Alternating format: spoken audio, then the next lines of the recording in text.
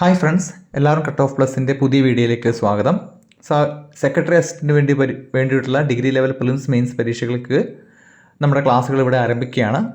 ആദ്യമായി നമ്മൾ നോക്കുന്നത് പ്രിലിംസിനും മെയിൻസിനും വരുന്ന കോമൺ ആയിട്ട് ടോപ്പിക്കുള്ള ഹിസ്റ്ററി, ജോഗ്രഫി, എക്കണോമിക്സ്, കോൺസ്റ്റിറ്റ്യൂഷൻ ഭാഗങ്ങളാണ്. അപ്പോൾ നിങ്ങൾ സീരിയസ് ആയിട്ട് നോക്കുകയാണെങ്കിൽ നിങ്ങൾ ആദ്യം പഠിച്ചു തീർക്കേണ്ടതും ഈ ഒരു കോമൺ ടോപ്പിക്കാണ്. ഈ കോമൺ ടോപ്പിക്ക് പ്രിലിംസിനും മെയിൻസിനും വരുന്നതുകൊണ്ട് തന്നെ നിങ്ങൾക്ക് നല്ല രീതിയിൽ ഇത് പഠിച്ച് സെറ്റാക്കേണ്ട ആവശ്യകതയുണ്ട്. കാരണം മെയിൻസിന് സെക്കൻഡ് പേപ്പർ വേറെയുണ്ട്. അതിനാൽ തന്നെ ഇത് ഓൾറെഡി ഇപ്പോൾ തന്നെ ഈ പ്രിലിംസ് പരീക്ഷയ്ക്ക് തന്നെ പഠിച്ച് സെറ്റാക്കേണ്ട ആവശ്യം വളരെ കൂടുതലാണ്. അപ്പോൾ ഇന്നത്തെ വീഡിയോയിൽ നമ്മൾ നോക്കുന്നത് വേൾഡ് ജോഗ്രഫിയിലെ ഇന്ത്യ സ്ട്രക്ചർ ഓഫ് എർത്ത് അല്ലെങ്കിൽ ഭൂമിയുടെ ആന്തരിക ഘടന എന്ന് പറയുന്ന ടോപ്പിക്കാണ്. അപ്പോൾ എന്തുകൊണ്ടാണ് ഇത് ഫസ്റ്റ് നമ്മൾ സെലക്ട് ചെയ്യുന്നത് വെച്ചാൽ ഈ ഒരു ഭാഗത്തു നിന്ന് ക്വസ്റ്റ്യൻസ് വരാനുള്ള ചാൻസ് കൂടുതലാണ്. എല്ലാ ക്വസ്റ്റ്യൻ പേപ്പറിലും ഒരു ക്വസ്റ്റ്യൻ ഇതിൽ നിന്ന് ചോദിക്കാറുണ്ട്. അപ്പോൾ സാധാരണഗതിയിൽ ഹിസ്റ്ററി, ജോഗ്രഫി പോലുള്ള വിഷയങ്ങൾ നിങ്ങൾക്ക് ഒരുപാട് പഠിക്കാനുണ്ടാവും. അപ്പോൾ നിങ്ങൾ സെലക്റ്റീവായിട്ട് അവിടെ സ്റ്റഡി ചെയ്യുക. ഒരു കാര്യം ഓർക്കുക, സിലബസ് എല്ലാം കംപ്ലീറ്റ് ചെയ്ത് പോകുന്നവരല്ല ഈ മാർക്ക് സ്കോർ ചെയ്യുകയും റാങ്ക് ലിസ്റ്റ് എത്തുകയും ചെയ്യുന്നത്. അതിൽ അവർ ആ സിലബസിനെ വളരെ ട്രിക്കിയായി കണ്ട് തീർക്കുന്നവരാണ് എത്തുന്നത് എന്ന കാര്യം വളരെ വ്യക്തമായിട്ട് മനസ്സിലാക്കുക. ഇന്ന് നമ്മൾ പഠിക്കാൻ പോകുന്നത് ഭൂമിയുടെ ആന്തരിക ഘടനയാണ്, ഇന്ത്യ സ്ട്രക്ചർ ഓഫ് എർത്ത്.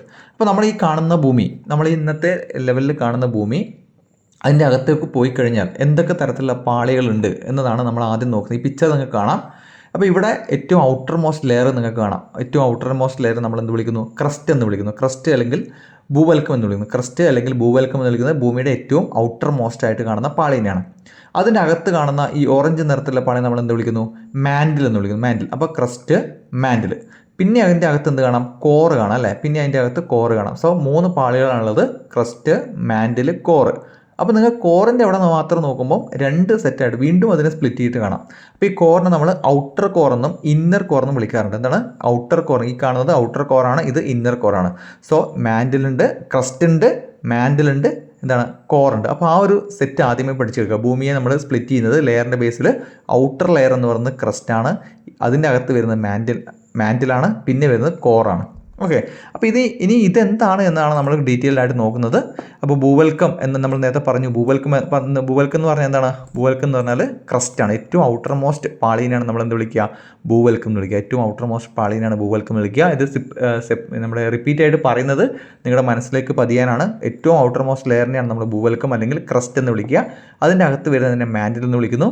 അതിൻ്റെ അകത്ത് വരുന്നതിനെ കാമ്പ്, കോർ എന്ന് വിളിക്കുന്നു. അതിൻ്റെ അകത്ത് തന്നെ അകക്കാമ്പും ഉണ്ട്, പുറക്കാമ്പും ഉണ്ട് എന്ന കാര്യം മനസ്സിലാക്കുക. ഓക്കെ, അത് തന്നെയാണ് ഇവിടെ കൊടുത്തിരിക്കുന്നത്. ഭൂമിയുടെ പ്രധാന പാളികൾ ഏതൊക്കെയാണ്? ഭൂവൽക്കമുണ്ട്, മാൻഡിലുണ്ട്, കാമ്പുണ്ട്. ഓക്കെ, അപ്പോൾ ഇനി ഓരോ പാളികളും എന്തൊക്കെയാണ് എന്ന് നമ്മൾ ഡീറ്റെയിൽഡ് ആയിട്ട് പഠിക്കാനുണ്ട്. അപ്പോൾ നമ്മൾ ഭൂവൽക്കം അല്ലെങ്കിൽ ക്രസ്റ്റ്, അത് നമ്മൾ ഇംഗ്ലീഷിൽ അതിൻ്റെ പേര്, മലയാളത്തിൽ ഭൂവൽക്കം, ഇംഗ്ലീഷിൽ ക്രസ്റ്റ് എന്നാണ്. അത് നമ്മൾ വീണ്ടും 2 തിരിക്കുന്നുണ്ട്. അതാണ് എന്ത് പറയുന്നത്? ഉപരി ഭൂവൽക്കം അല്ലെങ്കിൽ കീഴ് ഭൂവൽക്കം, അല്ലെങ്കിൽ ഇംഗ്ലീഷിൽ പറഞ്ഞു കഴിഞ്ഞാൽ outer crest, inner crest. Okay, upper crest, inner crest. Okay, upper crest, lower crest എന്നിവ നമ്മൾ 2 തിരിക്കുന്നുണ്ട്. ഭൂവൽക്കത്തെ ക്രസ്റ്റ് നമ്മൾ 2 തിരിക്കുന്നുണ്ട്. അപ്പർ ക്രസ്റ്റ് എന്നും ലോവർ ക്രസ്റ്റ് എന്നും നമ്മൾ 2 തിരിക്കുന്നുണ്ട്. ഓക്കെ, മാൻഡിലിനെ നമ്മൾ അതുപോലെ തിരിക്കുന്നുണ്ട്. ഉപരി മാൻഡിൽ, കീഴ് മാൻഡിൽ, അതായത് upper mantle, lower mantle. Okay, upper mantle, lower mantle നിന്ന് മാൻഡിൽ ഡിവൈഡ് ചെയ്യുന്നുണ്ട്. ക്രസ്റ്റിനെ നമ്മൾ upper mantle, lower mantle divide ചെയ്യുന്നുണ്ട്. കാമ്പിനെ നമ്മൾ പുറക്കാമ്പ്, അകക്കാമ്പ്, അത് ഔട്ടർ കോർ, ഇന്നർ കോർ എന്ന് പറഞ്ഞ് വീണ്ടും നമ്മൾ ഡിവൈഡ് ചെയ്യുന്നുണ്ട്. ഓക്കെ, അപ്പോൾ ഈ കാണിച്ചിരിക്കുന്ന ഇതിനെ തന്നെയാണ് നമ്മൾ ഡിവൈഡ് ചെയ്യുന്നത്. ഭൂവൽക്കം എന്ന് പറയുമ്പോൾ വീണ്ടും ഇതിനകത്ത് തന്നെ, ഈ ഒരു കാണുന്ന ലെയറിനകത്ത് തന്നെ എന്തുണ്ട്? അപ്പർ ക്രസ്റ്റും ഉണ്ട്, ലോവർ ക്രസ്റ്റും ഉണ്ട്. ഓക്കെ, മാൻഡിലാണെങ്കിൽ അപ്പർ മാൻഡിലുണ്ട്, ലോവർ മാൻഡിലുണ്ട്. കോർ ആണെങ്കിൽ ഈ കാണുന്ന മഞ്ഞ നിറത്താണ് ഔട്ടർ കോർ എന്ന് പറയുന്നത്. ഏറ്റവും അകത്തായി കാണുന്നതിനാണ്, ഈ റെഡിലാണ് കാണുന്നതിന് നമ്മൾ ഇന്നർ കോർ എന്ന് പറയുന്നത്. ഓക്കെ, അപ്പോൾ ഇത്രയും മനസ്സിലായെന്ന് വിചാരിക്കുന്നു.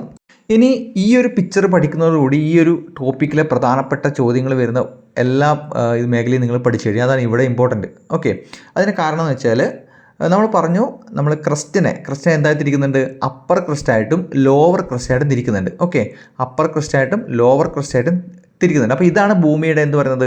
ഭൂമി നമ്മൾ താമസിക്കുന്ന പ്രദേശം, ഏറ്റവും ഔട്ടർ മോസ്റ്റ് ലെയർ. ഇവിടെ നിങ്ങൾ മരങ്ങളും എന്താണ് കുന്നുകളൊക്കെ കാണുന്നുണ്ട്. അപ്പോൾ ഇതാണ് ഏറ്റവും ഔട്ടർ മോസ്റ്റ് ആയിട്ടുള്ള പ്രദേശം. അപ്പോൾ അതിൻ്റെ തൊട്ട് താഴെ വരുന്ന ഈ പാർട്ടിനെയാണ് നമ്മൾ എന്ത് വിളിക്കുന്നത്? ക്രസ്റ്റ് എന്ന് വിളിക്കുന്നത്. അതിന് ശേഷമാണ് എന്ത് മാൻഡിൽ വരുന്നത്. അതിന് ശേഷമാണ് എന്ത് വരുന്നത്? കോർ വരുന്നത്. നമ്മൾ പഠിച്ചാണല്ലോ. അതിനകത്ത് ഒരു ട്രയാങ്കിൾ പോലെ കട്ട് ചെയ്തെടുത്തതാണ്, അതിൻ്റെ ഒരു പോർഷൻ കട്ട് ചെയ്തെടുത്തതാണ്. നമുക്കിവിടെ കാണാം അപ്പർ ക്രസ്റ്റും ലോവർ ക്രസ്റ്റും കാണാം. മറ്റതൊക്കെ ഓഷ്യാനിക് ക്രസ്റ്റ്, കോർഡിനൽ ക്രസ്റ്റ്, അതൊക്കെ അവിടെ ഉണ്ട്. അതൊക്കെ അവിടെ നിൽക്കട്ടെ, നമുക്ക് പഠിക്കാം. അപ്പോൾ അപ്പർ ക്രസ്റ്റും ലോവർ ക്രസ്റ്റും നമുക്ക് കാണാം, അപ്പർ മാൻഡിലും ലോവർ മാൻഡിലും കാണാം, ഔട്ടർ കോറും ഇന്നർ കോറും കാണാം. ഓക്കെ, അപ്പോൾ ഇതൊക്കെ ഡിസ്കണ്ടിന്യൂറ്റി, നിങ്ങൾക്ക് ഒരു സൈഡിലൊക്കെ എന്താണ് കോൺട്രാഡ് ഡിസ്കണ്ടിന്യൂറ്റി, മൊഹോ ഡിസ്കണ്ടിന്യൂറ്റി എന്നൊക്കെ പറഞ്ഞ ഒരുപാട് ഡിസ്കണ്ടിന്യൂറ്റീസ് കാണാം. അപ്പോൾ ഇനി ഇതെന്താണെന്നാണ് നമ്മൾ ഈ ഡിസ്കണ്ടിന്യൂറ്റി എന്താണെന്നാണ് നമ്മൾ ഈ പഠിക്കാൻ പോകുന്നത്. ഓക്കെ, ഈ അപ്പർ ക്രസ്റ്റിനെയും ലോവർ ക്രസ്റ്റിനെയും തമ്മിൽ വിഭജിക്കുന്ന ഒരു രേഖ, ആ ഒരു ഡിസ്കണ്ടിന്യൂറ്റിയാണ് നമ്മൾ എന്ത് പറയുന്നത്, കോൺട്രാഡ് ഡിസ്കണ്ടിന്യൂറ്റി എന്ന് പറയുന്നത്. Okay, spelling CONARD discontinuity. Okay, upper ക്രസ്റ്റിനെയും ലോവർ ക്രസ്റ്റിനെയും തമ്മിൽ വേർതിരിക്കുന്ന ഡിസ്കണ്ടിന്യൂറ്റിയാണ് നമ്മൾ എന്ത് വിളിക്കുന്നത്, കോൺട്രാഡ് ഡിസ്കണ്ടിന്യൂറ്റി. ഓക്കെ, കൊണാഡ് എന്ന് പറയാറുണ്ട്, അതുപോലെ കോൺട്രാഡ് എന്ന് പറയാറുണ്ട്, രണ്ടും ശരിയാണ്. CONARD പറയാറുണ്ട്, അതുപോലെ CONRADയും പറയാറുണ്ട്. ഓക്കെ, കോൺട്രാഡ് ഡിസ്കണ്ടിന്യൂറ്റി എന്നും കൊണാഡ് ഡിസ്കണ്ടിന്യൂറ്റി എന്നും പറയുന്നുണ്ട്. അത് അപ്പർ ക്രസ്റ്റിനെയും ലോവർ ക്രസ്റ്റിനെയും തമ്മിൽ വിഭജിക്കുന്ന ആ ഒരു ഏരിയനെ പറയുന്നതാണ് ഇത് കോൺട്രാഡ് ഡിസ്കണ്ടിന്യൂറ്റി. ഓക്കെ, അടുത്ത പറയുന്നത് മൊഹറോസോവിക് ഡിസ്കണ്ടിന്യൂറ്റി എന്നാണ് പറയുന്നത്. ഓക്കെ, അതേതാണ്, അത് അപ്പർ മാൻഡിൽ അല്ലേ, അടുത്ത പോർഷൻ എത്തി, മാൻഡിലിൻ്റെ പോർഷൻ എത്തി. അപ്പർ മാൻഡിനെയും ലോവർ ക്രസ്റ്റിനെയും, ഓക്കെ, അപ്പർ മാൻഡിനെയും ലോവർ ക്രസ്റ്റിനെയും തമ്മിൽ വിഭജിക്കുന്ന പോർഷനാണിത് മൊഹറോസോവിക് ഡിസ്കണ്ടിന്യൂറ്റി. ഓക്കെ, അവിടെ മൊഹോ ഡിസ്കണ്ടിന്യൂറ്റി എന്നും പറയാറുണ്ട്, എക്സാമിൽ രണ്ടും ചോദിക്കാം. ലോവർ ക്രസ്റ്റിനെയും അപ്പർ മാൻഡിലും തമ്മിൽ വിഭജിക്കുന്ന ഡിസ്കണ്ടിന്യൂറ്റിയാണ് ഇത് മൊഹറോസോവിക് ഡിസ്കണ്ടിന്യൂറ്റി എന്ന് പറയുന്നത്. ഓക്കെ, അടുത്തത് പറയുന്നത് റെപ്പിറ്റീവ് ഡിസ്കണ്ടിന്യൂറ്റി. റെപ്പിറ്റീവ് ഡിസ്കണ്ടിന്യൂറ്റി ഏതൊക്കെ തമ്മിലാണ്, അപ്പർ മാൻഡിലിനെയും ലോവർ മാൻഡിലും തമ്മിൽ വിഭജിക്കുന്നതാണ് ഇത് റെപ്പിറ്റീവ് ഡിസ്കണ്ടിന്യൂറ്റി എന്ന് പറയുന്നത്. ഓക്കെ, ഇതാണ് അപ്പർ മാൻഡിലിനെയും ലോവർ മാൻഡിലും തമ്മിൽ വിഭജിക്കുന്ന രേഖയാണെന്ന് പറയുന്നത് റെപ്പിറ്റീവ് ഡിസ്കണ്ടിന്യൂറ്റി എന്ന് പറയുന്നത്. ഓക്കെ, ആ ഒരു പോർഷൻ ഇത് തമ്മിലുള്ള ബോർഡറിനെയാണെന്ന് പറയുന്നത് റെപ്പിറ്റീവ് ഡിസ്കണ്ടിന്യൂറ്റി എന്ന് പറയുന്നത്. ഓക്കെ, അടുത്തത് ലോവർ മാൻഡിലിനെയും ഔട്ടർ കോറും തമ്മിലുള്ള പോർഷനാണിത് ഗുട്ടൻബർഗ് ഡിസ്കണ്ടിന്യൂറ്റി എന്ന് പറയുന്നത്. ഓക്കെ, ലോവർ മാൻഡിലിനെയും ഔട്ടർ കോറും തമ്മിലുള്ള പോർഷനാണെന്ന് പറയുന്നത് ഗുട്ടൻബർഗ് ഡിസ്കണ്ടിന്യൂറ്റി എന്ന് പറയുന്നത്. ഓക്കെ, അടുത്തത് ഔട്ടർ കോറിനെയും ഇന്നർ കോറും തമ്മിലുള്ള പോർഷനാണിത് ലേമാൻ ഡിസ്കണ്ടിന്യൂറ്റി എന്ന് പറയുന്നത്. ഏതൊക്കെയാണ്, ഔട്ടർ കോറും ഇന്നർ കോറും തമ്മിലുള്ള ഡിസ്കണ്ടിന്യൂറ്റി ആണെന്ന് വിളിക്കുന്നത് ലേമാൻ ഡിസ്കണ്ടിന്യൂറ്റി എന്ന് വിളിക്കുന്നത്. ഓക്കെ, അപ്പോൾ 5 ഡിസ്കണ്ടിന്യൂറ്റിയാണ് നമുക്ക് പഠിക്കാനുള്ളത്.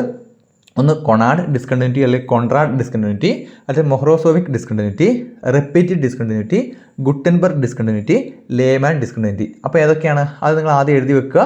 അപ്പർ ക്രസ്റ്റും ലോവർ ക്രസ്റ്റും തമ്മിലുള്ളതാണ് ഇത് കൊണാഡ് ഡിസ്കണ്ടിന്യൂറ്റി. ലോവർ ക്രസ്റ്റും അപ്പർ മാൻഡിലും തമ്മിലാണ് ഇത് മൊഹറോസോവിക് ഡിസ്കണ്ടിന്യൂറ്റി. അപ്പർ മാൻഡിലും ലോവർ മാൻഡിലും തമ്മിലാണ് റെപ്പിറ്റീവ് ഡിസ്കണ്ടിന്യൂറ്റി. ലോവർ മാൻഡിലും ഔട്ടർ കോറും തമ്മിലാണിത് ഗുട്ടൻബർഗ് ഡിസ്കണ്ടിന്യൂറ്റി. അടുത്ത ഔട്ടർ കോറും ഇന്നർ കോറും തമ്മിലാണിത് ലേമാൻ ഡിസ്കണ്ടിന്യൂറ്റി. അപ്പോൾ നിങ്ങൾക്ക് ക്വസ്റ്റ്യൻ വരുമ്പോൾ ഇപ്പോൾ ലേമാൻ ഡിസ്കണ്ടിന്യൂറ്റി ഏതൊക്കെ തമ്മിൽ വേർതിരിക്കുന്നു എന്ന് ചോദിച്ചതാണ്, അത് ഔട്ടർ കോറും ഇന്നർ കോറും തമ്മിലാണ്. ഓക്കെ, അല്ലെങ്കിൽ അപ്പർ മാൻഡിലും ലോവർ മാൻഡിലും തമ്മിൽ വേർതിരിക്കുന്ന ഡിസ്കണ്ടിന്യൂറ്റി ഏതാണെന്ന് ചോദിച്ചാൽ അത് റെപ്പിറ്റീവ് ഡിസ്കണ്ടിന്യൂറ്റിയാണ്. അപ്പോൾ ക്വസ്റ്റ്യൻസ് വരുന്നത് ഇങ്ങനെയായിരിക്കും. അപ്പർ ക്രസ്റ്റും ലോവർ ക്രസ്റ്റും തമ്മിൽ വേർതിരിക്കുന്ന ഡിസ്കണ്ടിന്യൂറ്റി ഏതാണ്, അത് കോൺട്രാഡ് ഡിസ്കണ്ടിന്യൂറ്റിയാണ്. അപ്പർ മാൻഡിലും ലോവർ മാൻഡിലും തമ്മിൽ വേർതിരിക്കുന്ന ഡിസ്കണ്ടിന്യൂറ്റി ഏതാണ്, അത് റിപ്പീറ്റീവ് ഡിസ്കണ്ടിന്യൂറ്റി ആണ്. ഓക്കെ, അപ്പോൾ ഇതൊരു കോഡായിട്ട് നിങ്ങൾ പഠിച്ചു വെക്കുക. എല്ലാത്തിനും ഫസ്റ്റ് അക്ഷരം ഓർമ്മിച്ചാൽ CMRGL. ഓക്കെ, CMRGL എന്ന കോഡ് ഓർമ്മിക്കുക. ഓക്കെ, CMRGL എന്ന കോഡ് ഓർമ്മിച്ച് വെക്കുക. അപ്പോൾ അത് നോക്കിയിട്ട് നിങ്ങൾക്ക് പഠിക്കാൻ പറ്റും. ആദ്യത്തേത് ഏതാണ്, അപ്പർ ക്രസ്റ്റും ലോവർ ക്രസ്റ്റും കോൺട്രാഡ്, ലോവർ ക്രസ്റ്റും അപ്പർ മാൻഡിലും മൊഹറോസോവിക്, അപ്പർ മാൻഡിലും ലോവർ മാൻഡിലും റിപ്പീറ്റീവ്, ലോവർ മാൻഡിലും ഔട്ടർ കോർ ഗുട്ടൻബർഗ്, ഔട്ടർ കോറും ഇന്നർ കോറും ലേമാൻ ഡിസ്കണ്ടിന്യൂറ്റി. ഓക്കെ, അപ്പോൾ ഇത് ബൈഹാർട്ട് ചെയ്യാൻ വേണ്ടിയിട്ടാണ് ഞാൻ വീണ്ടും റിപ്പീറ്റ് ചെയ്ത് പറയുന്നത്. മനസ്സിലായെന്ന് വിചാരിക്കുന്നു. ഓക്കെ, ഇനി നമ്മൾ ഓരോ പാളികളെയും കുറിച്ച് വിശദമായിട്ട് പഠിക്കുകയാണ്. ഭൂവൽക്കം എന്ന് പറഞ്ഞാൽ ഏതാണെന്ന് നമുക്കറിയാം. ഏതാണ് ഭൂവൽക്കം? ഞാൻ നേരത്തെ പറഞ്ഞു ക്രസ്റ്റ് ആണല്ലേ. ക്രസ്റ്റിൻ്റെ മലയാളമാണ് ഭൂവൽക്കം എന്ന് പറയുന്നത്.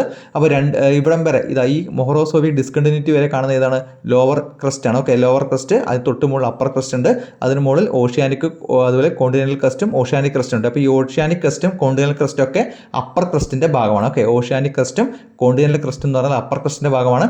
അത് എന്താണെന്ന് നമ്മൾ പഠിക്കും. അപ്പോൾ ഈ അപ്പർ ക്രസ്റ്റ് കാണപ്പെടുന്നത് 0 മുതൽ 35 കിലോമീറ്റർ, ഭൂമിയുടെ സർഫസിൽ നിന്ന് 35 കിലോമീറ്റർ വരെയാണ് നമ്മൾ എന്ത് പറയുന്നത്, അപ്പർ ക്രസ്റ്റ് പറയുന്നത്. ഓക്കെ, പിന്നെ അവിടുന്ന് 35 കിലോമീറ്ററിൽ നിന്ന് 70 കിലോമീറ്റർ വരെയാണ് ഇത് പറയുന്നത് ലോവർ ക്രസ്റ്റ് പറയുന്നത്. ഓക്കെ, അപ്പോൾ 0 മുതൽ, അപ്പോൾ ക്രസ്റ്റ് മൊത്തത്തിൽ എത്രയുണ്ട്, 0 മുതൽ 70 വരെ നമുക്ക് മൊത്തത്തിൽ പറയാമെങ്കിലും അപ്പർ ക്രസ്റ്റ് കാണപ്പെടുന്നത് 0 മുതൽ 35 കിലോമീറ്റർ വരെയാണ്.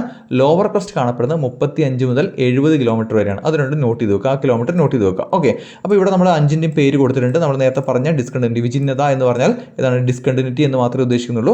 അടുത്ത് നോക്കുന്നത് ഭൂവൽക്കം പുറമേയുള്ള നേർത്ത പാളിയാണ്. ഓക്കെ, നമ്മൾ ഭൂവൽക്കം എന്ന് പറയുമ്പോൾ ക്രസ്റ്റ് ആണ് നമ്മൾ പറയുന്നത്. ഭൂവൽക്കം എന്ന് പറഞ്ഞാൽ എന്താണ്, പുറമേയുള്ള അപ്പോൾ ഭൂവൽക്കം പുറമേയുള്ള നേർത്ത പാളിയാണ്. നമ്മൾ പറഞ്ഞു ഏറ്റവും ഔട്ടർ മോസ്റ്റ് ലെയർ ആണ് ഇത് ഭൂവൽക്കം അല്ലെങ്കിൽ ക്രസ്റ്റ് എന്ന് പറയുന്നത്. അതിൻ്റെ കനം സാധാരണയായിട്ട് 30 മുതൽ 50 കിലോമീറ്റർ വരെയാണ്. ഓക്കെ, 30 മുതൽ 50 കിലോമീറ്റർ വരെയാണ് അതിൻ്റെ കനമുള്ളത്. ഇത് ഭൂമിയുടെ വ്യാപ്തിയുടെ 1% മാത്രമാണ്. ഓക്കെ, അപ്പം തന്നെ നമുക്കറിയാം എത്രമാത്രം ചെറുതാണ് അല്ലേ. ഭൂമിയുടെ നമ്മുടെ വലിയ എർത്തിൻ്റെ വ്യാപ്തിയുടെ വോളിയത്തിൻ്റെ 1% മാത്രമേ എന്ത് വരുന്നുള്ളൂ, ക്രസ്റ്റ് വരുന്നത്. ഏറ്റവും ഔട്ടർ മോസ്റ്റ് ലെയർ ആയിട്ടുള്ള ക്രസ്റ്റ് വരുന്നത് ഭൂമിയുടെ വ്യാപ്തിയുടെ 1% മാത്രമാണ്. ഓക്കെ, ഭൂവൽക്കത്തെ രണ്ടായിട്ട് തിരിക്കാം. ഏതൊക്കെയാണ് രണ്ട്? നമ്മൾ ഓൾറെഡി പഠിച്ചു കഴിഞ്ഞു ഏതൊക്കെയാണ്. അപ്പോൾ ഭൂവൽക്കത്തെ രണ്ടായി തിരിക്കുന്നത് ഏതൊക്കെയാണ്?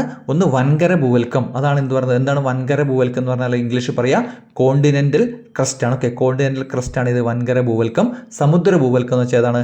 അത് ഓഷ്യാനിക് ക്രസ്റ്റ് ആണ്. ഓക്കെ, ഓഷ്യാനിക് ക്രസ്റ്റ് ആണ്. നമ്മൾ നേരത്തെ കണ്ടില്ലേ, നേരത്തെ ഈ പിക്ചറിൽ കണ്ടു.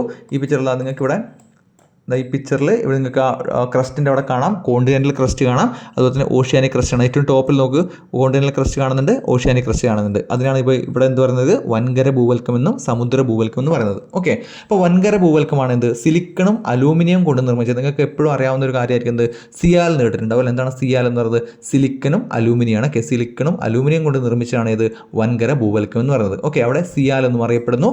സമുദ്ര ഭൂവൽക്കത്തെക്കാൾ കട്ടിയുള്ളതാണ് ഇത് വൻകര ഭൂവൽക്കം. ഓക്കെ, ഇവിടെ ഈ പിക്ചറിൽ കാണുന്ന ഈ കോണ്ടിനെന്റൽ ക്രസ്റ്റ് എന്താണ്, സമുദ്ര ഭൂവൽക്കം ഓഷ്യാനിക് ക്രസ്റ്റിനേക്കാൾ കട്ടിയുള്ളതാണ് ഇത് കോണ്ടിനെന്റൽ ക്രസ്റ്റ് എന്ന് പറയുന്നത്. ഓക്കെ, ഓഷ്യാനിക്കിനേക്കാൾ കട്ടിയുള്ളതാണ് ഇത് വൻകര ഭൂവൽക്കം. അതിൻ്റെ കനം എന്ന് പറയുന്നത് 50 മുതൽ 70 കിലോമീറ്റർ വരെയാണ്. ഓക്കെ, വൻകര ഭൂവൽക്കത്തിൻ്റെ കനം എത്രയാണ്?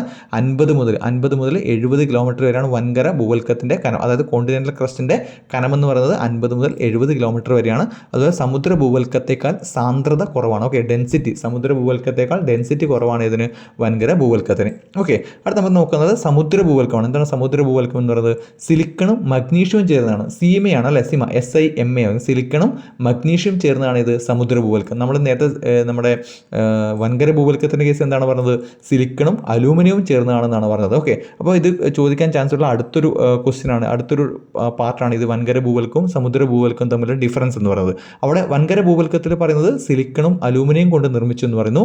ഇവിടെ സിലിക്കണും മഗ്നീഷ്യവും കൊണ്ട് നിർമ്മിച്ചു എന്ന് പറയുന്നു. ഇവിടെ സിയാൽ, നമുക്ക് പണ്ട് പഠിക്കുന്ന സിയാലാണ് വൻകര ഭൂവൽക്കം അല്ലെങ്കിൽ ഓഷ്യാനിക് ക്രസ്റ്റിൽ വരുന്നത്. ഇവിടെ സീമയാണ് വരുന്നത്, സിലിക്കണും മഗ്നീഷ്യം ചേർന്നാണ് ഇതിൽ സമുദ്ര ഭൂവൽക്കത്തിൽ വരുന്നത്. ഓക്കെ, അപ്പോൾ സമുദ്ര ഭൂവൽക്കത്തേക്കാൾ കട്ടി കൂടിയതാണ് ഇത് വൻകര. ഇവിടെ എന്താണ്, വൻകര ഭൂവൽക്കത്തേക്കാൾ കനം കുറഞ്ഞതാണ്. ഓക്കെ, കട്ടി കുറഞ്ഞതാണ്. സമുദ്ര ഭൂവൽക്കം എന്ന് പറയുന്നത് വൻകര ഭൂവൽക്കത്തേക്കാൾ കനം കുറഞ്ഞതാണ്. അതിൻ്റെ കനം 5 മുതൽ 30 കിലോമീറ്റർ വരെയായിരുന്നു. ഇതിൻ്റെ കനം എന്ന് പറയുന്നത് 50 മുതൽ 70 കിലോമീറ്റർ വരെയാണ്. ഓക്കെ, അപ്പോൾ ഇതിന് വൻകര ഭൂവൽക്കത്തേക്കാൾ സാന്ദ്രത കൂടുതലാണ്. ഓക്കെ, അത് ശ്രദ്ധിച്ച് വെക്കുക. വൻകര ഭൂവൽക്കത്തേക്കാൾ സാന്ദ്രത കൂടുതലാണ് ഇത് സമുദ്ര ഭൂവൽക്കത്തിന്. അത് മനസ്സിലാക്കി വെക്കുക. ഇവിടെ സമുദ്ര ഭൂവൽക്കത്തേക്കാൾ കട്ടി കൂടുതലാണ്, പക്ഷേ സാന്ദ്രത കുറവാണ്. എന്നാൽ സമുദ്ര ഭൂവൽക്കത്തിൽ എന്താണ്, കനം കുറവാണ്, പക്ഷേ സാന്ദ്രത കൂടുതലാണ്. ഇത് രണ്ടുമാണ് ഇവിടെ ഉണ്ടാകുന്ന ഡിഫറൻസ്, മേജറായിട്ട് വരുന്ന ഡിഫറൻസ്. ഇത് തന്നെയാണ് PSC സ്റ്റേറ്റ്മെൻറ്റ് ക്വസ്റ്റ്യൻസിൽ മാറ്റി ചോദിക്കുന്നത്. ഓക്കെ, അപ്പോൾ നിങ്ങളത് ഈ സ്റ്റേറ്റ്മെൻറ്റ് ക്വസ്റ്റ്യൻസ് ഒക്കെ കാണുമ്പോൾ പേടിക്കേണ്ട ആവശ്യമില്ല. ഈ ഫാക്ട് തന്നെയാണ് ഇത് PSC മാറി ചോദിക്കുന്നത്. ഓക്കെ, അപ്പോൾ അടുത്തത് നമ്മുടെ ഫസ്റ്റ് പാർട്ടായിട്ടുള്ള ക്രസ്റ്റ് കഴിഞ്ഞാൽ നമ്മൾ ഭൂവൽക്കം കഴിഞ്ഞാൽ നമ്മൾ രണ്ടാമത് പോകുന്നത് മാൻഡിലാണ്. ഓക്കെ, നമ്മൾ ഇത് വീണ്ടും എടുക്കേണ്ട ആവശ്യമില്ലല്ലോ. ക്രസ്റ്റ് നമ്മൾ ഓൾറെഡി കഴിഞ്ഞു. നമ്മളിനി പോകുന്നത് മാൻഡിലേക്കാണ്, മാൻഡിൽ പോർഷനിലേക്ക്. ഓക്കെ, അപ്പർ മാൻഡിലുണ്ട്, ലോവർ മാൻഡിലുണ്ട് എന്ന് പറഞ്ഞ പോർഷനിലേക്കാണ് നമ്മൾ വീണ്ടും പോകുന്നത്. അപ്പോൾ മാൻഡിൽ എന്താണ്, ഭൂവൽക്കം മുതൽ 2900 കിലോമീറ്റർ വരെ ആഴത്തിൽ മാൻഡിൽ വ്യാപിച്ചിരിക്കുന്നു. ഓക്കെ, ഭൂവൽക്കം മുതൽ 2900 കിലോമീറ്റർ വരെ ആഴത്തിൽ മാൻഡിൽ വ്യാപിച്ചിരിക്കുന്നു. ഭൂവൽക്കത്തെയും മാൻഡിലിൻ്റെ മുകൾ ഭാഗത്തെയും ശിലാമണ്ഡലം എന്ന് വിളിക്കുന്നു. അപ്പോൾ PSC എപ്പോഴും ചോദിക്കുന്ന ഒരു ക്വസ്റ്റ്യൻ ആണ് ഇത്. ശിലാമണ്ഡലം എന്ന് പറയുന്നത് എന്താണ് ശിലാമണ്ഡലം? ഭൂവൽക്കത്തെയും മാൻഡിലിൻ്റെ മുകൾ ഭാഗത്തെയും. ഏതൊക്കെയാണ് ഈ പിക്ചറിൽ നോക്കിക്കോളൂ. ഏതാണ് ഭൂവൽക്കം? ഭൂവൽക്കത്തെയും മാൻഡിലിൻ്റെ മുകൾ ഭാഗത്തെയും അപ്പർ മാൻഡിലിനെയും ഈ ക്രസ്റ്റിനെയും തമ്മിൽ ഈ ഒരു പോർഷനെയാണ് നമ്മൾ വിളിക്കുക ശിലാമണ്ഡലം എന്ന് വിളിക്കുക. ഓക്കെ, അപ്പർ മാൻഡിലെയും അപ്പർ മാൻഡിലിനെയും ക്രസ്റ്റിനെയും കൂടി കണക്ട് ചെയ്യുന്ന പോർഷനെയാണ് നമ്മൾ വിളിക്കുക ശിലാമണ്ഡലം എന്ന് വിളിക്കുക. ഓക്കെ, ശിലാമണ്ഡലം എന്ന് വിളിക്കുന്നു. ഓക്കെ, അടുത്തത് ഉപരി മാൻഡിൽ അർദ്ധഖരാതാവസ്ഥയിലാണ്. അത് സെമി സോളിഡ് സ്റ്റേറ്റിലാണ് ഇത് വരുന്നത്. ഉപരി മാൻഡിൽ എന്ന് വെച്ചാൽ ഈ നമ്മുടെ അപ്പർ മാൻഡിലാണ് പറയുക. അപ്പർ മാൻഡിൽ ഏതാണ്? സെമി സോളിഡ് സ്റ്റേറ്റിലാണ്. Okay, upper mantle semi solid സ്റ്റേറ്റിലാണ് ഇത് അപ്പർ മാൻഡിൽ എന്ന് പറയുന്നത്. അതുപോലെ തന്നെ പറയുന്നത് കീഴ് മാൻഡിൽ ഖരാവസ്ഥയിലാണ് എന്നും പറയുന്നുണ്ട്. കീഴ് മാൻഡിൽ ലോവർ മാൻഡിൽ ഏതാണ്? ഖരാവസ്ഥയിലാണ്, സോളിഡ് സ്റ്റേറ്റിലാണ്. ഓക്കെ, നമ്മുടെ ലോവർ മാൻഡിൽ സോളിഡ് സ്റ്റേറ്റിലാണ്, പക്ഷേ അപ്പർ മാൻഡിൽ എന്താണ്? സെമി സോളിഡ് സ്റ്റേറ്റിലാണ്. ഓക്കെ, അപ്പർ മാൻഡിലിനെയും ക്രസ്റ്റിനെയും നമ്മൾ കണക്ട് ചെയ്യുന്ന പോർഷൻ നമ്മൾ വിളിക്കുന്നു ശിലാമണ്ഡലം എന്ന് വിളിക്കുന്നു. ഓക്കെ, അപ്പർ മാൻഡിലിനെയും അതുപോലെ തന്നെ ഭൂവൽക്കത്തെയും മാൻഡിലിൻ്റെ മുകൾ ഭാഗത്തെയും ശിലാമണ്ഡലം എന്ന് വിളിക്കുന്നുണ്ട്. ഓക്കെ, അപ്പർ മാൻഡിലിനെയും അതുപോലെ ലോവർ ക്രസ്റ്റ് അപ്പർ മാൻഡിലിനെയും ക്രസ്റ്റിനെയും നമ്മൾ എന്ത് വിളിക്കുന്നു? ശിലാമണ്ഡലം എന്ന് ചേർത്ത് വിളിക്കുന്നുണ്ട്. ഓക്കെ, അടുത്തത് ഇതിൻ്റെ പെർസെൻറ്റേജ് ആണ്. എന്താണ് പെർസെൻറ്റേജ്? ഇത് ഭൂമിയുടെ വ്യാപ്തിയുടെ 84%. ഓക്കെ, അപ്പോൾ ഈ ഭൂമി വ്യാപ്തിയുടെ ഏറ്റവും കൂടുതലുള്ളത് ഇതാണ്, അത് ഈ മാൻഡിലാണ്. ഓക്കെ, മാൻഡിലാണ് ഭൂമിയുടെ 84% വരുന്നത്. ഭൂമിയുടെ വ്യാപ്തിയുടെ 84% വരുന്ന ഇതാണ് മാൻഡിലാണ്. പക്ഷേ ഈ ക്രസ്റ്റ് എത്രയാണെന്ന് പറഞ്ഞു? ക്രസ്റ്റ് 1% മാത്രമേ വരുന്നുള്ളൂ. ഓക്കെ, ക്രസ്റ്റ് 1% മാത്രമേ വരുന്നുള്ളൂ. അവിടെയാണ് ഈ ഓഷ്യാനിക് ക്രസ്റ്റും കോണ്ടിനെന്റൽ ക്രസ്റ്റും വരുന്നത്. അവ തമ്മിലുള്ള ഡിഫറൻസ് നമ്മൾ പഠിച്ചു. ഈ ക്രസ്റ്റ് 1% മാത്രമേ ഉള്ളൂ. പക്ഷേ ഈ മാൻഡിൽ എന്ന് പറയുന്നത് 84% ഉണ്ട് എന്ന കാര്യം ഓർമ്മിച്ച് വെക്കുക. അടുത്ത പീസ് ചോദിക്കുന്നത് ഇതിൻ്റെ ഈ മാൻഡലിൻ്റെയും അതുപോലെ തന്നെ ക്രസ്റ്റിൻ്റെയും തമ്മിലുള്ള ഈ ഒരു ഡിഫറൻസ് ചോദിക്കാറുണ്ട്. ഇത് വ്യാപ്തിയുടെ എത്ര ശതമാനമാണ് എന്നൊക്കെ ചോദിക്കാറുണ്ട്. അപ്പോൾ മാൻഡൽ എന്ന് പറയുന്നത് ഭൂമിയുടെ വ്യാപ്തിയുടെ 84% എന്ന കാര്യം ഓർമ്മിച്ച് വെക്കുക. അടുത്ത് നമുക്ക് പഠിക്കേണ്ട ഒരു പോർഷൻ ഇവിടെയുണ്ട്. എന്താണ്? അസ്തനോസ്ഫിയർ ആണ്. എന്താണ് അസ്തനോസ്ഫിയർ എന്ന് വെച്ചാൽ ഉപരി മാൻഡിലിൻ്റെ ഭാഗത്തെയാണ് നമ്മൾ എന്ത് വിളിക്കുന്നത്? അസ്തനോസ്ഫിയർ എന്നുള്ളത്. ഉപരി മാൻഡിലിൻ്റെ ഭാഗം എന്ന് പറയുമ്പോൾ ഏതാണ്? അപ്പോൾ നമുക്കറിയാം ക്രസ്റ്റ് ഇല്ലേ, നമ്മൾ ആദ്യം പറഞ്ഞ ക്രസ്റ്റ്. ഓക്കെ, അതാണ് ഉപരി മാൻഡിലിൻ്റെ ക്രസ്റ്റിൻ്റെ ലോവർ ക്രസ്റ്റിന് താഴെ വരുന്ന ഉപരി മാൻഡിലിൻ്റെ ഭാഗത്തിനാണ് നമ്മൾ എന്ന് വിളിക്കുക? അസ്തനോസ്ഫിയർ എന്ന് വിളിക്കുക. ഓക്കെ, ഉപരി മാൻഡിലിൻ്റെ ഭാഗത്തിനാണ് നമ്മൾ എന്ന് വിളിക്കുക? അസ്തനോസ്ഫിയർ എന്ന് വിളിക്കുക. ഓക്കെ, അപ്പോൾ അസ്തനോസ്ഫിയറിൻ്റെ കൂടുതൽ കാര്യങ്ങൾ നമുക്ക് നോക്കാം. അസ്തനോസ്ഫിയർ എന്താ പറയുന്നത്? ഇതിന് മുകളിലാണ് ശിലാമണ്ഡല ഫലകം നീങ്ങുന്നത്. ഓക്കെ, അസ്തനോസ്ഫിയർ ഇതൊക്കെ ഈ പിക്ചർ നോക്കിയാൽ നിങ്ങൾക്ക് കാണാം. അസ്തനോസ്ഫിയർ ഇവിടെയുണ്ട്. അസ്തനോസ്ഫിയറിൻ്റെ മുകളിലാണ് ഇത് ലിത്തോസ്ഫിയർ ആണ് ശിലാമണ്ഡലം. നമ്മൾ നേരത്തെ പഠിച്ചില്ല ഏതൊക്കെയാണ് നമ്മുടെ ഈ പിക്ചർ നോക്കി മനസ്സിലാവും. എന്താ? ലോവർ ക്രസ്റ്റും അപ്പർ മാൻഡിലും കൂടി ചേർന്ന പോർഷനാണ് നമ്മൾ എന്ത് വിളിക്കുക? ശിലാമണ്ഡലം അല്ലെങ്കിൽ ലിത്തോസ്ഫിയർ എന്ന് വിളിക്കുക. അപ്പോൾ ലിത്തോസ്ഫിയർ നീങ്ങുന്നത്, ഓക്കെ, ഇതിന് മുകളിൽ ശിലാമണ്ഡല ഫലകം നീങ്ങുന്നു. ഈ ലിത്തോസ്ഫിയർ നീങ്ങുന്ന ഏതിൻ്റെ മുകളിലാണ്?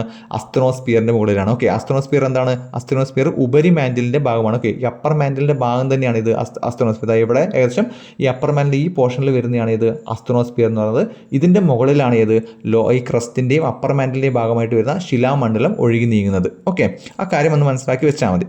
ഓക്കെ, അടുത്തത് അഗ്നിപർവ്വ സ്ഫോടന സമയത്തെ ലാവയുടെ ഉറവിടമാണ് ഇത് അസ്തനോസ്ഫിയർ. അതൊക്കെ സ്റ്റേറ്റ്മെൻറ്റിൽ നിങ്ങൾക്ക് ചോദിക്കാൻ ചാൻസ് ഉണ്ട്. അഗ്നിപർവ്വ സ്ഫോടന സമയത്തെ ലാവയുടെ ഉറവിടമാണ് ഇത് അസ്തനോസ്ഫിയർ എന്ന് പറയുന്നത്. ഓക്കെ, അടുത്ത നമ്മൾ പഠിക്കാൻ പോകുന്നത് കാമ്പിനെ കുറിച്ചാണ്. നമ്മൾ ആദ്യത്തെ ക്ലാസ്സിൽ പഠിച്ചിട്ടുണ്ടായിരുന്നു എന്താണ് കാമ്പ് എന്നുള്ളത്. നമ്മൾ ആ കാമ്പ് പഠിക്കുമ്പോൾ അകക്കാമ്പ് പുറക്കാമ്പ് നമ്മൾ രണ്ടെണ്ണം ഉണ്ട് നമ്മൾ കണ്ടിട്ടുണ്ടായിരുന്നു. അത് കോറാണ്. അത് ഇതിൻ്റെ അകത്ത് ഈ റെഡിൽ കാണുന്നത് ഇന്നർ കോറാണ്. ഈ മഞ്ഞ നിറത്തിൽ കാണുന്ന ഔട്ടർ കോറാണ്.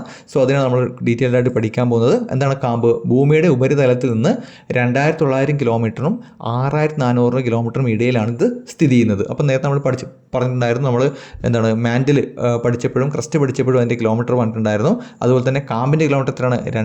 ഭൂമിയുടെ ഉപരിതലത്തിൽ നിന്ന് 2900 കിലോമീറ്ററിനും 6400 കിലോമീറ്ററിനും ഇടയിലാണ് എന്ത് ചെയ്യുന്നത്? ഈ കാമ്പ് സ്ഥിതി ചെയ്യുന്നത്. ഓക്കെ, അപ്പോൾ 2900 കിലോമീറ്ററിനും 6400 കിലോമീറ്ററിനും ഇടയിലാണ് ഇത് സ്ഥിതി ചെയ്യുന്നത്. ഇത് നിക്കലും ഇരുമ്പും ചേർന്നാണ്. അത് നിഫെ എന്നാണ് നമ്മൾ പറയുക അല്ലേ? നിക്കൽ എഫിയുടെ അയണിൻ്റെ എന്താണ് സിമ്പിളാണ് Fe എന്ന് പറയുന്നത്. നിക്കലിൻ്റെ NA ആണ്. സോ NaFe നിഫെ എന്ന് പറയാറുണ്ട്. ഇത് നിക്കലും ഇരുമ്പും ചേർന്നാണ്. ഓക്കെ, ഈ കോർ നിർമ്മിച്ചിരിക്കുന്നത് എന്താണ്? ഈ core is made up of നിഫയാണ്. നിഫ എന്ന് പറയുമ്പോൾ NaFe means nickel and iron. Okay, nickel and iron. ഭൂമിയുടെ വ്യാപ്തിയുടെ 16% ഇത് കാമ്പ് വരുന്നത്. അപ്പോൾ 1% നമ്മൾ ഇത് പറഞ്ഞു, 1% ക്രസ്റ്റ് എന്ന് നമ്മൾ പറഞ്ഞു.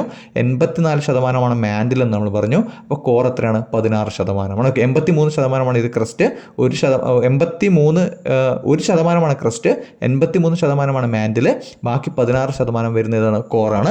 ഒന്നുകൂടി നോക്കാം. 1% ക്രസ്റ്റ്, 83% മാൻഡിൽ, 16% ഇത് കാമ്പ് എന്ന് പറയുന്നത്. ഓക്കെ, ഭൂമിയുടെ വ്യാപ്തിയുടെ 16% ഇത് വരുന്നത്. ഓക്കെ, ഏറ്റവും ഉയർന്ന സാന്ദ്രതയുള്ള ഏറ്റവും ഭാരമേറിയ ധാതു പദാർത്ഥങ്ങൾ കാമ്പിലുണ്ട്. ഓക്കെ, അപ്പോൾ ഏറ്റവും ഉയർന്ന സാന്ദ്രത കൂടണമെങ്കിൽ ഏറ്റവും ഭാരം കൂടിയ ധാതു പദാർത്ഥങ്ങൾ അവിടെ ഉണ്ടായിരിക്കണം. സോ അതിന് ഏറ്റവും സാന്ദ്രത കൂടിയ ഏറ്റവും ഭാരമേറിയ ധാതു പദാർത്ഥങ്ങൾ എവിടെയുണ്ട്? കാമ്പിലുണ്ട്. പുറക്കാമ്പ് ദ്രവ്യമാണെങ്കിൽ അകക്കാമ്പ് എന്താണ്? ഖരമാണ്. അപ്പോൾ അത് ഏത് സ്റ്റേറ്റിലാണെന്നാണ്? അകക്കാമ്പ് എന്താണ്? സോളിഡാണ്. അകക്കാമ്പ് സോളിഡ് സ്റ്റേറ്റിലാണ്. പക്ഷേ ഔട്ടർ കോർ എന്താണ്? ലിക്വിഡ് സ്റ്റേറ്റിലാണ്. പക്ഷേ ഇന്നർ കോർ എന്ന് പറയുന്നത് സോളിഡ് സ്റ്റേറ്റിലാണ്. അത് നോട്ട് ചെയ്ത് വെക്കുക. ഔട്ടർ കോർ എന്താണ്?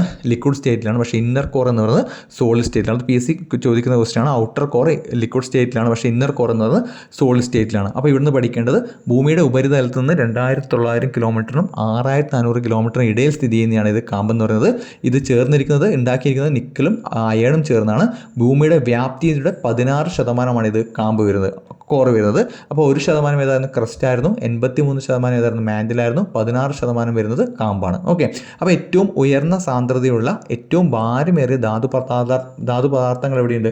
കാമ്പിലുണ്ട്. അതുപോലെ പുറക്കാമ്പ് ലിക്വിഡ് സ്റ്റേറ്റിൽ, അതായത് ഔട്ടർ കോർ ലിക്വിഡ് സ്റ്റേറ്റിലായിരിക്കും, പക്ഷേ ഇന്നർ കോർ വരുന്നത് അത് സോളിഡ് സ്റ്റേറ്റിലാണെന്ന കാര്യം മറക്കരുത്. ഓക്കെ, അപ്പോൾ ഇത്രയാണ് നമുക്ക് ഇന്റേണൽ സ്ട്രക്ചർ ഓഫ് എർത്ത്. അപ്പോൾ ഇത് കഴിഞ്ഞാൽ ഭൂമിയുടെ സ്ട്രക്ചർ കഴിഞ്ഞു. അതായത് ഭൂവൽക്കവും മാൻഡിലും അകക്കാമ്പും അതിൻ്റെ ഡിഫറൻസും നമ്മൾ ആദ്യം പറഞ്ഞിരിക്കുന്ന ആ ഒരു ഡിസ്കണ്ടിന്യൂറ്റി ഇല്ലേ, ഈ ഒരു ഡിസ്കണ്ടിന്യൂറ്റിയും ഇതിന് വരുന്ന ഡിഫറൻസും ഈ ഓഷ്യാനിക് കോണ്ടിനെന്റൽ ക്രസ്റ്റ് തമ്മിലുള്ള ഡിഫറൻസും പിന്നെ ഈ ഇന്നർ കോറ് ഔട്ടർ കോറ് അതുപോലെ മാൻഡിലെ ക്രസ്റ്റ് ഇവ തമ്മിലുള്ള ഡിഫറൻസും കൂടി കഴിഞ്ഞാൽ ഈ ഒരു ടോപ്പിക് കഴിഞ്ഞു. അപ്പോൾ ഏറ്റവും ഈസി ആയിട്ട് നിങ്ങൾക്ക് ഈ ഒരു സാധനം ഒന്നും കൂടി കണ്ട ഒരു ക്ലാസ് നിങ്ങൾക്ക് ചിലപ്പോൾ മനസ്സിലായിട്ടില്ലെങ്കിൽ ഈ നോട്ട് വായിക്കുകയും ഈ ഒരു ക്ലാസ് ഒന്നുകൂടി റിപ്പീറ്റ് അടിച്ച് കാണുകയും ചെയ്താൽ നിങ്ങൾക്ക് ഈസി ആയിട്ട് സ്കോർ ചെയ്യാൻ പറ്റും. അപ്പോൾ നമ്മൾ ഈ പറഞ്ഞ കാര്യം വീണ്ടും റിപ്പീറ്റ് ചെയ്യുന്നില്ല, വീഡിയോ ലെങ്ത് വളരെ കൂടിപ്പോവും. അപ്പോൾ നിങ്ങൾ പിന്നെ ഇത് കാണില്ല. അതുകൊണ്ട് നമ്മളിത് ഈ ഒരു ക്ലാസ് നമ്മൾ ഇവിടെ സ്റ്റോപ്പ് ചെയ്യാണ്. നിങ്ങൾക്ക് മനസ്സിലായിട്ടെന്ന് ഞാൻ വിചാരിക്കുന്നു. നമ്മളെന്തായാലും വളരെ എളുപ്പത്തിൽ വളരെ മനസ്സിലാവുന്ന വിധത്തിലാണ് മാക്സിമം നോട്ട് ഉണ്ടാക്കിയതും അതുപോലെ തന്നെ നമ്മൾ പറഞ്ഞു തന്നതും എല്ലാം അങ്ങനത്തെ രീതിയിലാണെന്ന് വിശ്വസിക്കുന്നു. അപ്പോൾ എന്തായാലും ചാനൽ തുടർന്ന ക്ലാസ് ലഭിക്കാൻ വേണ്ടി ചാനൽ സബ്സ്ക്രൈബ് ചെയ്യുക. ഇതിന് നോട്ടിനും മറ്റ് ഡീറ്റെയിൽസിനും സ്റ്റഡി ടൈം ടേബിളിനൊക്കെ ആയിട്ട് നമ്മുടെ ടെലഗ്രാം ചാനൽ ജോയിൻ ചെയ്യുക. കട്ട് ഓഫ് പ്ലസ് സെർച്ച് ചെയ്താൽ മതി. അപ്പോൾ എന്തായാലും നമുക്ക് അടുത്ത ക്ലാസ്സിൽ കാണാം. താങ്ക്